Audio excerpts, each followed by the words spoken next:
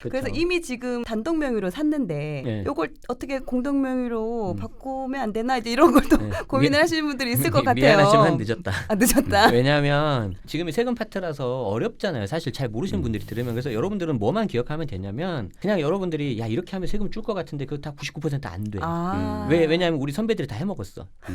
이미 다 해드셨어. 수십 년간. 중요한 건 뭐냐면 세금을 네. 취득하기 전에 공부해야 돼요. 맞아요. 대부분 사람들이 양도할 때 공부하는데 그때 이미 다 늦은 거야. 늦어, 이미 끝났어 늦어. 다. 안녕하세요. 안녕하세요. 네, 지금부터는 절대 손해보지 않는 절세의 법칙 그리고 아직도 서울 수도권 내 집 마련의 기회는 남아있는지에 대해서 또 들어보는 시간 가질 텐데요. 부동산 업계에 또 이런 말이 있는데요. 계약서를 작성하는 순간 세금의 99%는 이미 결정된다. 네, 계약서에 도장을 찍는 순간 돌아올 수 있는 강을 건넌다는 뜻이겠죠. 그래서 세금 전문가 제네시스 박님께 부동산 절세를 위해서 반드시 사전에 준비해야 할 것들이 어떤 게 있는지 여쭤보도록 하겠습니다. 네, 절세를 위해서 챙겨야 할 가장 기본이면서 중요한 사항 첫 번째로 부부 공동 명의에 대해서 말씀해 주시는데 어떤 세금을 얼마나 줄일 수 있나요? 부부 공동 명의로 한다면? 우리가 이제 집을 사면 처음에 취득세를 내고 네. 가지고만 있으면 이제 보유세라는 걸 내는데 보유세는 이제 재산세하고 종합부동산세예요. 근데 종부세는 이제 실거주자분들은 낼 일은 많이 없었긴 할 거예요. 근데 이제 만약에 내가 실거주 집을 사는데 종부세를 냈다. 그러면 이제 감사해야 되는 거죠. 그렇죠. 1%니까. 그리고 이제 나중에 그 집을 팔면 양도세. 근데 이제 대충 세 개잖아요. 취득세, 재산세, 양도세. 근데 내가 공동 명의를 하면 이 중에서 덕을 보는 게 양도세 딱 하나예요. 근데 이걸 내가 집을 팔아야지 줄어들잖아요. 그러니까 대부분 다 놓쳐요. 그래서 처음에 살 때 아무 생각 없이 그냥 단독 명의를 한다. 맞아요. 근데 그러면 안 되고 공동 명의를 하시는 게 좋은데 왜 그러냐면 이제 소득을 명의별로 나눠버려요. 그렇기 때문에 덩어리가 뭐 1억이라는 덩어리를 5천 나눠버리거든요. 그럼 이제 그 세율 자체 적용되는 게 낮아져 버려요. 그래서 공동 명의를 하면 많이 줄어드는데 예를 들어서 내가 집을 샀는데 1억이 올랐다. 단독 명의면 세금이 한 2천 정도 나올 거예요. 대략. 근데 이거를 공동 명의 한다 그러면은 한 500 정도는 세이브 된다. 그러면 공동 명의는 계약서에다가 이름만 하나 더 올리면 되잖아요. 그렇죠. 그거 하나로 500만 원 세이브하면 꽤 괜찮은 거죠. 우리나라 세금이 누친세 개념이라서 네, 금액이 맞아요. 커질수록 맞아요. 그것 때문에 이제 나누면 네네네. 똑같은 금액인데도 훨씬 줄어드는 거죠. 맞아요. 그럼 또 좀 주의해야 할 점이나 단점도 있을 것 네. 같아요. 그래서 보통은 이제 실거주 알아보시는 분들은 요 정도만 알아도 되는데 또 우리는 이제 또 투자로 그 또 투자도 접근을 해야 할 되고 때. 또 워낙 규제가 많이 네, 바뀌어서 맞아요. 공동 명의가 거의 90%는 좋은데 나머지 10%가 안 좋은 게 있어. 그게 이제 뭐냐면 첫 번째 요즘에 집값이 너무 많이 올랐잖아요. 그래서 고가 주택을 내가 무작정 이렇게 공동 명의 하면은 그거 증여로 봐요. 그래서 증여세가 나올 수 있어요. 증여세가 나올 수 있다. 예를 들어서 한 20억짜리 강남 집을 샀는데 그냥 10억 턱 하고 이제 하면 넘어간 거잖아요. 공동 명의 하면. 근데 부부 공동 명의 6억까지는 증여세가 안 나오거든요. 그럼 이론상으로는 사학에 대해서 증여세가 나와야 돼요. 아, 배우자 소득이 없을 경우는 그런 부분이 있군요. 그렇죠. 특히 이제 잘 말씀해 주셨는데 양쪽 이 소득이 좀 있고 뭐 그런 경우는 맞벌이면 상관이 없는데 뭐 넘어갈 수 있는데 내버리면은 그렇죠. 증여가 돼버리네요. 그렇죠. 그런 이슈가 나올 수가 있고 두 번째가 뭐냐면 이 경우에는 이제 부부가 이제 뭐 소득이 있건 없건 상관없을 텐데 예를 들어서 막 공동 명의에서 이제 막 여러 개를 사요. 근데 이게 예를 들어서 재산세 과표가 9억이 된다. 좀 더 쉽게 말하자면은 한 20억 정도 넘어가면 돼. 시가? 시가. 그래서 내가 한 5개 정도 사가지고 토탈 40억이에요. 근데 이게를 공동 명의니까 20억 넘어가잖아요. 네네. 그럼 20억을 공정시작 가격 비율 60에서 70% 곱하고 재산세 공정시작 가격 비율이 그 60%거든요. 그거 곱하면 딱 재산세 과표 9억 정도 나와요. 그러면 얘가 피부양자 자격 박탈돼요. 건보료 건강보험공단에서 연락이 와요. 내야 되는군요. 당신 재산이 많아서 피부양자 자격 박탈된다. 그래서 한참 수도권 상승장 때 전부 다 공동명의 하셨는데 갑자기 연락 받으신 분들 좀 있어요 주변에. 그리고 이제 또 하나가 이제 뭐가 문제냐면 이게 이제 좀 약간 진짜 이건 약간 엄밀히 말하면 세금은 아닌데 자 내가 투자용으로 집을 사는데 공동 명의를 했어요. 양도세를 줄이려고. 근데 뭐 정부에서 이제 뭐 의무화도 하고 이제 좀 나중에 세금 혜택을 보려고 임대주택으로 등록을 해요. 그럼 임대주택으로 등록을 하면 공동 명의로 된 사업자를 내야 되거든요. 그러면은 이제 그 중에 한 명이 피부양자다. 그러면 피부양자 입장으로도 사업자가 나가버린 거예요. 근데 사업자가 나간 상태에서 소득이 나오면 세금이 단돈 1원이나 나오잖아요. 그럼 피부양자 자격 박탈돼요. 맞아요. 소득이 있다는 거로 되니까. 그러니까 건강보험료가 나는 거죠. 그렇죠. 그러면 이제 건강보험료가 직장가입자에서 지역가입자로 전환되면서 그 사람이 갖고 있던 재산을 다 본다. 그렇죠. 부동산, 자동차, 뭐 그런 것들, 토지 같은 거. 그러면은 나는 세금 조금 줄이려고 했는데 건보료가 생각보다 많이 나올 수 있어요. 그래서 약간 이게 좀 안 맞을 수가 있다. 지역가입자가 되면서. 그렇죠. 그래서 그거 조심해야 된다. 그러니까 고가주택이나 임대주택을 등록할 경우에 그런 단점들이 있지만 그렇지 네네. 않은 그렇게 비싸지 않은 주택을 살 경우에는 이미 이제 그 장점이 더 많잖아요. 그쵸. 혜택을 볼 수 있는. 그쵸. 그래서 이미 지금 단독 명의로 샀는데 네. 요걸 어떻게 공동 명의로 바꾸면 안 되나 이제 이런 걸 또 네. 고민을 하시는 분들이 있을 것 같아요. 미안하지만 늦었다. 아, 늦었다. 왜냐하면 이게 그 일단 명의가 바뀌면 우리가 쉽게 생각하면 내가 중고 자동차를 사면 내 명의로 갖고 오면서 취득세라는 걸 내잖아요. 네네. 똑같아요. 주택도. 그러니까 내 단독 명의인데 공동 명의로 하면은 와이프 명의로 이름이 또 가기 때문에 거기에 대해서 취득세가 나오는데 이때 취득세는 주택 1에서 3%가 아니라 증여로 인한 취득세거든요. 보통 증여를 하니까 돈을 안 받잖아요. 사랑스러우니까.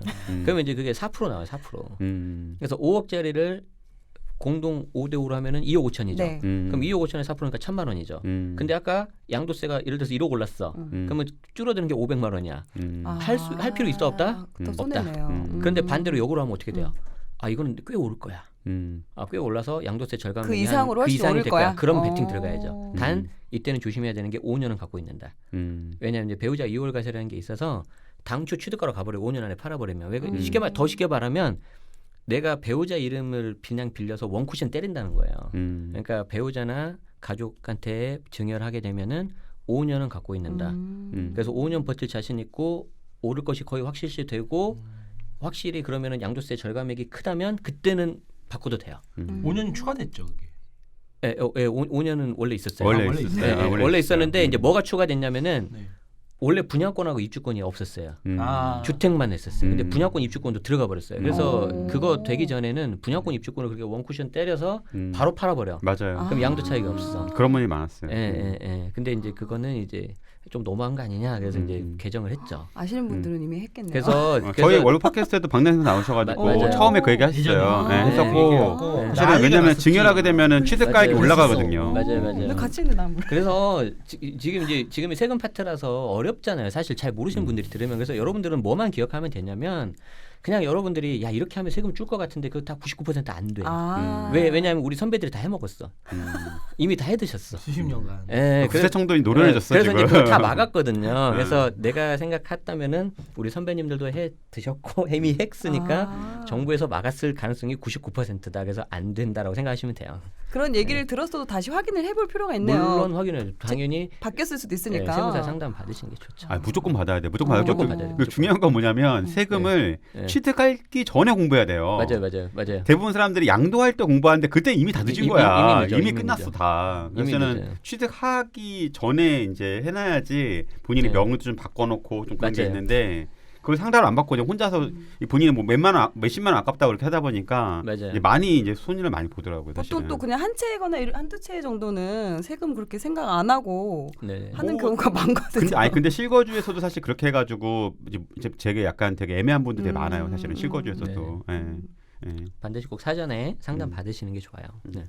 그렇다면 또 절세를 위해서 보유 기간도 또 잘 따져봐야 될 것 같은데요. 네네네. 세금을 줄이려면 얼마나 보유를 해야 될까? 물론 지역마다 다를 수 있겠지만 일단 주택이 좀 바뀌었어요. 그래서 주택은 좀 특이해서 보통 부동산이 2년을 갖고 있어야 기본세율이라고 해서 6에서 42%가 들어가거든요. 근데 이제 2년을 안 갖고 있으면 이제 투기 수요로 봐서 1년 미만이면 50%, 1년에서 2년이면 40%란 말이에요. 그러니까 이제 좀 갖고 있어라라는 게 이제 기본적인 과세 당국의 논리인데 주택은 좀 특별하잖아요. 엄밀히 말해서 예전에 안 좋았을 때 활성화 시키려고 1년만 갖고 있어도 6에서 혜택을 준 42% 거죠. 해주겠다라는 건데 이게 내년부터 바뀌어요. 바뀌죠. 그래서 주택도 2년을 갖고 있어야 돼요. 그래서 2년 안에 팔면 40%예요. 2년 안에 팔면 1년 넘으면 40%고 1년도 안 되면 50%. 50%? 네. 40%. 그래서 헷갈리시는 분들이 이거는 무조건 양도일 기준이다. 그렇기 때문에 내가 올해 예를 들어서 작년에 샀어요. 작년에 사고 내년에 파는데 2년이 살짝 안 돼. 근데 내년 양도분부터 적용되거든요. 근데 이 사람은 취득 내가 19년 했으니까 법 바뀌기 전에 했으니까 된다고 착각하는 사람이 있어요. 그러다가 당한다. 양도일 기준. 그렇죠. 양도일 기준이다. 그래서 그런 사람들이 아마 작년에 사신 분들 애매하게 이제 맞아요. 걸치는 19년도에 분들. 사신 분들. 그래서 꼭 사전에 아끼지 말고 상담 받고 진행하시는 게 몇백 잘못하면 큰일 난다. 1년에 여러 번 바뀌니까. 그래도 너무 뭐 바뀌어요. 올해까지 파는 것들은 올해까지 파는 건 것들은 그나마 내년부터. 일반화 되는 거고. 그래서 애매한 것들 중에 내년에 2년이 채 안 되는데 어차피 팔을 타이밍이 되면 올해 파는 게 나은 거죠. 결론 정리해 보면 그렇죠. 그러니까 이런 것도 1년만 사실은 되고. 세무사 상담 비용 뭐 50만 원, 60만 원 낸다 하더라도 이거 내는 양도세가 너무 차이가 더 크니까 맞아요, 맞아요. 사실은 좀 받는 게 낫죠. 나도 지금 네. 이건 헷갈리고 있었어. 네. 내년 1월 1일부터 파는 건 무조건. 양도일 기준이다. 그래서 양도일 기준에서 다시 취득을 가요. 그래서 2년이 안 됐네. 그러면 40% 50% 가버리는 거예요. 이거 되게 많이 실수하는 사람 많겠어요. 네네네. 또 이제 내 집 마련을 하고 또 놓치기 쉬운 또 다른 절세 항목이 있다면 또 양도세 필요 경비. 그렇죠. 이걸 또 알고 있는데 이거 어떤 건지 또 설명. 그래서 조금 전에 너바나님도 말씀하셨지만 사전에 알아야 되는 게 뭐냐면 내가 계약서를 쓰면 그때 내가 공동묘를 써야 되잖아요. 그렇죠. 그리고 이제 예를 들어서 뭐 상승장에서 집값이 올랐는데 저기 죄송한데 매수자 이름 한 명 더 쓰자고 하면 계약서 다 있어야 되잖아요. 그러면 매도자가 협의를 해줘야 되잖아요. 그럼 막 소위 말해서 도장값 달라고 한단 말이에요. 이게 뭐냐면 안 해줘다 돈 좀 더 줘 막 이렇게 분위기 안 좋을 수 있잖아요. 도장값이라고 해. 네, 도장값이라고 아, 하잖아요. 그걸 도장값이라고 하나요? 아니 그러니까 이게 우리가 야, 주식은 예를 들어서 내가 떨어지면 그냥 소주 한 잔 먹고 끝내잖아요. 왜? 어떤 놈 때문에 내가 돈이 이러는지 모르잖아요. 근데 부동산은 딱 나오잖아요. 그래서 딱 그것도 얼굴 저놈 마주하고 때문에. 있어. 저놈 때문에 내가 그러니까 계약이 잠금 사이에 이게 사이가 안 좋아질 수 있어요. 아. 그래서 처음에 알아야 되는데 그 중에 또 하나는 이게 예를 들어 계약을 하고 예쁘게 집을 인테리어를 해요.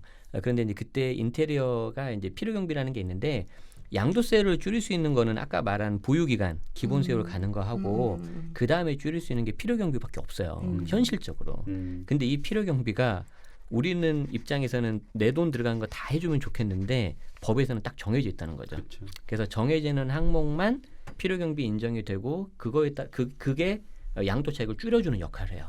그래서 세금이 줄어든다. 그래서 그 항목을 어떤 게 있고 어떤 식으로 갖춰야 되는지를 알면은 한 꽤 많은 금액은 세이브할 수 있다. 예, 그러면 이제 어떤 항목들이 있을까요? 일반적으로 자, 제가 우리가 알기 흔히 쉬운? 알고 있는 도배장판, 페인트, 싱크대 좋아하지 마세요. 다 안 돼요. 그런 거 안 돼. 예, 그러니까 내가 일반적으로 하는 건 다 안 돼. 안 되는 거만 얘기하고 지금. 예, 그래서 기대했는데 지금. 그래서 좀 흔히 말하는 대공사라고 생각하면 돼요. 되는 것만 알려주세요. 자, 샤시 샤시. 그리고 상하수도 배관 공사비, 음. 그리고 이제 보일러 교체, 뭐 그 정도. 그러니까 현실적으로. 난방 예. 그런 거예요 주로. 그지? 예. 집을 기본적으로 사용할 수 있게끔 하는 그런 샤시라든가 난방, 네. 배관. 그러니까 이런 이제 것만 더 되는 쉽게 것 얘기하면 우리 지금 영상 나가고 있는데 항상 영상을 보고 나면 아쉬운 게 뭐예요? 좀 더 예쁘게 나오면 좋겠다. 해서 이제 우리가 어떻게 하죠? 뭐 파운데이션도 바르고 뭐도 바르고 하잖아요. 다 쓸모 없다는 거예요. 도배장판. 그렇죠. 근데 이제 어떻게 돼요? 너 도저히 안 구조를 되겠어. 바꾸는 것들. 나 코 좀 높여야 될 것 같아. 막 이런 거 뜯어고치잖아요. 이런 건 해주겠다. 아프니까 그렇게 생각하시면 돼요. 그런데 내가 만약에 보일러 교체를 했어요. 상하수도 배관 공사비를 했어. 그러면 그 공사했다는 걸 증빙을 해야 되잖아요. 그쵸. 그래서 이제 법에서는 이제 적격 증빙이라고 해서 세금 계산서 요즘은. 아니면 카드 결제 아니면 현금 영수증. 그렇지. 그래서 우리 입장에서는 그 카드 결제하는 게 제일 쉬워요. 그래서 어떻게 하면 된다? 내가 인테리어 비용이 30평 평당 100에서 3천이 들었는데 그 3천이 전부 다 이런 건 아니잖아요. 그렇죠. 그래서 2천만 원은 그냥 일반적인 도배장판이고 1,000만 원만 이런 샤시라 이런 거다. 그러면 2천만 원만 카드 긁는 거예요. 그리고 200은 이렇게 해서 싸게 해서 1,900으로 깎고. 그럼 똑같이 3천이잖아요. 그럼 되겠죠. 근데 카드 긁으면 저기 네. 인테리어 깎아주는데? 사장님 부가가치세 입장에서 내죠. 카드 수수료를 또 네, 내야 그것도. 되니까. 그렇죠. 부가가치세 긁으니까 1,100만 원이 되겠죠. 그래서 거기를 이렇게 좀 협상을 해서 깎고 물론 더 중요한 거는 공사를 제대로 하는 게 더 중요하다. 그리고 최근에는 이게 법이 바뀌었어요. 2018년 4월인가? 그래서 적격 증빙이 없어도 내가 계좌 이체한게 나오고 견적서 있고 하면 인정을 해주는데 이제 이게 이제 잘못하면 헛똑똑이가 되는 거지. 왜? 왜냐하면 그 세무공무원이 알 거라고 생각하고 내가 일부러 카드 결제할 수 있는데 내가 막 해가지고 들이밀잖아요. 그럼 세무공무원이 모르는 사람이 있을 수 있어요. 이분들 다 아는 게 아니에요. 그러니까 자기는 예전에 기존에 했던 것처럼 왜 카드 결제나 세금 계산서 없어 그래서 그게 따질 수 있단 말이에요. 우리가 그 사람하고 싸워서 뭐 해봤자 좋은 게 없으니까 할 수 있을 때 증빙을 잘 갖춰야 돼. 그래서 우리 입장에서는 카드 결제가 제일 편하다. 현금 영수증은. 그 만약에 이미 계좌이체나 이렇게 하신 분들은 어쩔 수 없죠. 그래서 그거를 충분히 인테리어한 사진 그리고 견적서 그리고 계좌이체할 때 그러니까 막 하면 안 되고 어디 인테리어 비용 뭐 이런 식으로 써놔야 돼.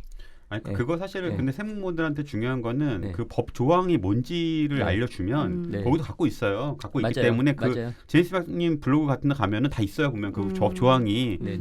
이거 근데 이제 조사관님 이건 이렇습니다라고 얘기하면은 맞아요. 그분들도 사실은 막 우기 그럴까 막 모를 수도 있지만 법에 맞게 준용해서 하는 거기 때문에 그렇게 얘기하시면 괜찮아요. 사실은. 네네. 그리고 또 이제 많이 놓치는 것 중에 하나가 그 중개 수수료거든요. 이게 중개 수수료도 경비에 들어가는데 이제 내가 전세나 월세 놓는 건 안 들어가요. 그러니까 내가 매매만. 취득하고 매도 매매만. 두 개가 들어가는데 가끔 가다가 이제 이거를 이제 좀 이게 현금 받고 끝내는 경우가 있어 부동산에서. 그러면 현금 주지 마시고 계좌 이체를 해요. 계좌 이체하고 거기다 뭐 하라고요? 어디 아파트 매수 복비, 매도 복비 적어.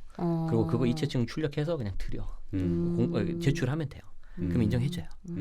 예. 물론 이제 나중에 그 부동산하고 약간 사이가 안 좋아질 수는 있겠죠. 그렇지 부동산 왜 그러냐면은 나라에서 해주는 이유가 어차피 내가 여기서 그래 너 인정해줄게 대신에 이제 누나 가서 털어. 야 너 이거 왜 안 했어? 야 왜 안 했냐? 너 이거 뭐 네 이름 다 있는데 계약서에 너 안 했더라. 그러면서 이제 거기 털거든. 그래서 거기에 이제 미신고세 뭐 이제 예. 다 떼니까. 그래서 이제 그거는 이제 부동산과 관계를 좀 보고 이렇게 좀 지역을 대신 떠날 나중에 때. 전세 안 나주겠지. 이제.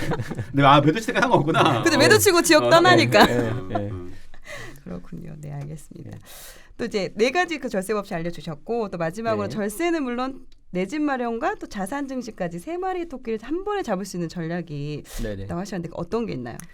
이게 이제 소위 말하는 갈아타기인데 이게 일시적. 법상으로는 이제 일시적 이주택 이주택. 비과세예요. 그래서 세금에서 제일 좋은 게 비과세. 말 그대로 과세하지 아니하겠다. 세금 자체가 발생을 안 한 거예요. 그래서 얘는 세금을 한 푼도 안 내는 건데 미리 말씀드리는데 내가 비과세라 하더라도 세금 신고는 하는 게 좋아요.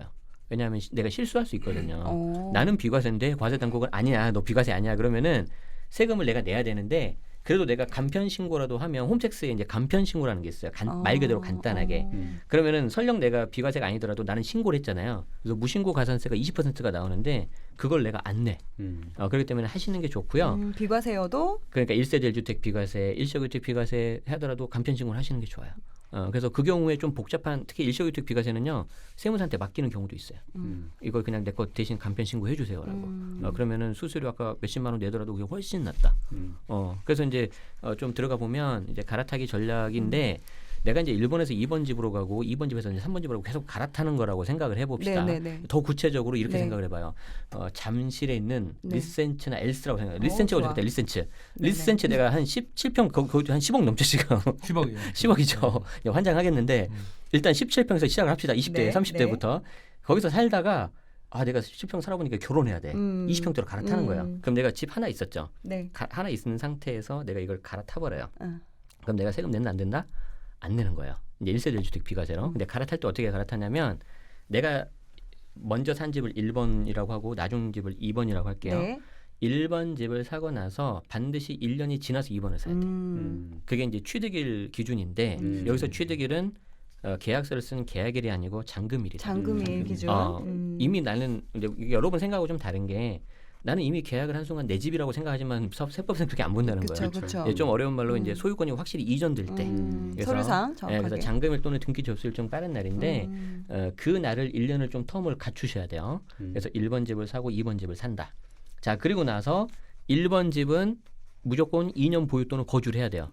왜냐하면 즉 1세대 1주택 비과세 요건을 갖춰야 돼. 그렇게 해야지 이 일시적주택 비과세가 1세대 1주택 비과세로 간주해서 비과세가 되는 거거든요. 그래서 조정대상 지역이 아니라면 보유. 2년 보유. 조정대상 지역이라면 거주. 그러니까 아까 리센치 같은 경우 거주해야 되겠죠. 네네. 자 그리고 나서 내가 20평 이제 2번 집을 사죠. 2번 집을 사는 순간 내가 3년 안에 1번을 팔면 돼. 일단 여기까지가 가장 기본적인 거예요. 그런데 아까 리센치였잖아요. 네. 이게 조정 대상 조정 지역이잖아요. 대상. 그래서 조정에서 조정 갈 때는 1년 안에 팔아라. 기존 집을 1년 안에 팔고 나중 집도 1년 안에 들어가라. 요 예외만 있어요. 근데 그게 조정에서 조정 가는 거예요. 그래서 조정에서 비조정, 비조정에서 조정, 비조정은 신경 안 쓰거든. 아 너무 복잡하니까 좀 조정 좀 해봐. 네. 조정해서 조정. 비조정. 1, 2, 3 설명하기도 힘들어. 네. 그래서 1, 2, 3으로 1, 2, 3. 외우셔도 네, 되고 네. 하는 것도 힘든 거야. 나 할 때마다 진 빠져. 비조정이 이거를 비조정에서 그러니까 비조정. 사실은 세금은 네, 저희 네. 팟캐스트를 들으실 때 중요한 머리 거가 아파. 네. 다시 쓰면서 해야 돼, 쓰면서 쓰면서. 들으셔야 돼요. 그래서 그냥, 저는 1, 2, 차에서 3으로 안 들으는데. 하고 저는 어떻게 하냐면 1후, 2보, 3매라 그래요. 그건 더 어려워. 아니야, 그거 그게 뭐해. 맞아. 아니, 이게 맞아. 이게 그게 나. 맞아. 이게 왜 난 거야. 그러냐면 이게 맞아, 1, 2, 맞아. 3을 하잖아. 그러면은 응. 1년 거주였나? 맞아요. 맞아, 저도 맞아, 그랬어. 맞아, 헷갈렸어. 그래서 맞아. 1후가 뭐냐면 1년 후에 살아. 1년 후에 다 1 맞아, 후? 맞아. 2보, 2년 보, 보유해라. 2년 아, 근데 이제 이거. 이 보호에서 좀 더 업그레이드하면 2년 거주도 되는 거지. 가로 그리고 열고 3매, 거주. 3년 이내 팔아라. 아. 근데 내가 조정해서 조정 갔다면 3매가 아니라 1년 이내 팔아라. 이렇게 1후, 2보, 3매. 네, 그래서 1후, 2보, 3매요. 음. 네. 천재 아니야? 아니 앞글자만 딴 거예요. 그러니까 천재야 천재. 앞글자만 딴 거예요. 아니 쟤네 천재. 아니 저도 많이 해봤으니까 이런 반응들을 얼마 많이 받았어요. 맞아요. 그러니까 아 이분들을 요렇게 해야지 외우기가 그러니까 쉽게 편하겠다. 알려준다고 1, 2, 3을 알려줬는데 그 1, 2, 3도 헷갈리더라고요. 3이 거주였나요? 막 이래. 그러면 저도 가끔 상담 세금 관련된 걸 얘기를 하면은 네. 들으신 분들이 다 안드로메다에 가 있어요. 맞아요. 초점을 잃어. 초점을 잃고 너무 어려워. 너무 어려워. 어려워 세금 진짜. 네, 맞아요. 근데 아니, 제이스만님은 되게 쉽게 설명해. 쉽게 그러니까 설명하는데도- 시간 한 거야 지금. 되게 엄청 쉽게 설명한 거야. 나름 노력했어요. 제가 리센치까지 끌고 왔잖아요 지금. 자 그리고 분위기 좋으니까 하나 더 팁을 네네네네. 알려드리자면 이런 사람 있죠. 나 1주택자인데 그 우리 집이 막 계속 올라. 근데 좀 뭐라 해야 되지? 여기서 한번 갈아타고 싶은데 사실 막상 갈아타고 갈 데가 없을 때 있잖아요. 예를 들어서 내가 너무 좋은 데 있어. 상급지에 있어. 이런 사람 있죠. 그럼 어떻게 하면 될까? 그냥 그거 팔아서 비과세 받아요. 그리고 옆 동을 다시 또 산다. 자 무슨 말이냐면 끊고 간다. 끊고 간다. 그렇죠. 네. 이 말이 막 털고 끊고 간다. 털고 간다. 왜 그러냐면 자 5억 샀는데 10억이 됐어요. 근데 내가 보니까 얘는 더 갈 것 같아. 그러면 중간에 한번 끊어버려. 그리고 나서 내가 하필 나는 그리고 아까 우리 남서 방향이라서 네. 남동 쪽 알라를 그치, 가고 싶은 그치, 거야. 그치.